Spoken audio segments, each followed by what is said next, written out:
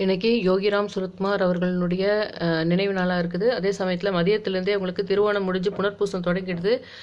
கடக்கம்பட்டி ஐயாவுடைய இது வந்து நாளைக்கு தான் கடக்கம்பட்டியில் கொண்டாடுறாங்க.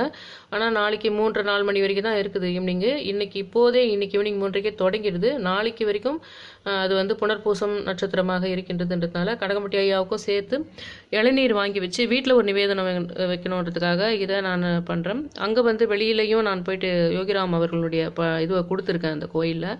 அங்கேயும் போயிட்டு ஒரு சின்ன குட்டி பசங்களுக்கோ யாருக்கான பிஸ்கெட்ஸ் அந்த மாதிரி வாங்கி அந்த படத்து முன்னாடி வச்சுட்டு வந்துடலாம் அப்படின்னு நினைக்கிறேன்.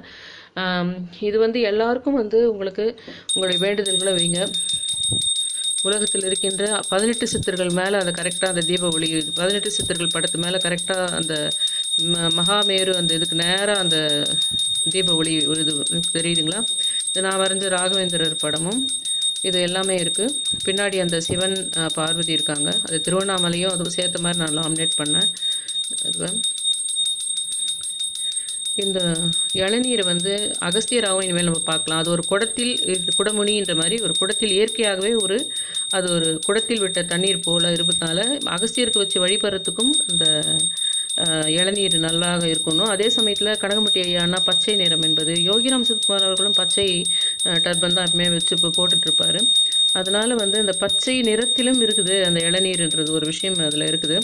உங்களுடைய வேண்டுதல்களை எல்லாமே வைங்க. உங்களுடைய வேண்டுதல்கள் எல்லாமே நிறைவேறட்டும் அப்படின்ட்டு சொல்லியிருக்கேன். இன்றைக்கி ஏகாதசின்றதுனால நான் விரதமும் இருக்கேன்.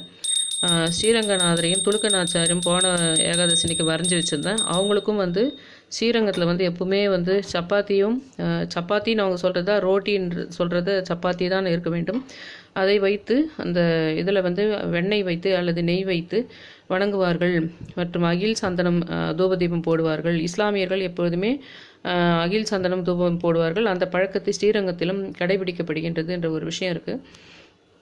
அது மாதிரி நான் வந்து இன்றைக்கி மாலை வரைக்கும் நைட்டு வரைக்கும் நான் விரதம் இருந்துட்டு அதுக்கப்புறம் அதே மாதிரி சப்பாத்தி இதெல்லாம் வச்சு அகில் சந்தனம் புகை போட்டு அந்த வரைந்திருக்கின்ற அந்த ஸ்ரீரங்க பெருமானுக்கும் ஏன்னா அந்த ஒரு விஷயம் எனக்கு அகத்தீஸ்வரரை நான் வணங்கிய போது வைகுண்ட ஏகாதசியிலிருந்து உன் வாழ்வில் சொர்க்கவாசல் திறக்கணும் ஒரு வார்த்தை சொல்லப்பட்டது.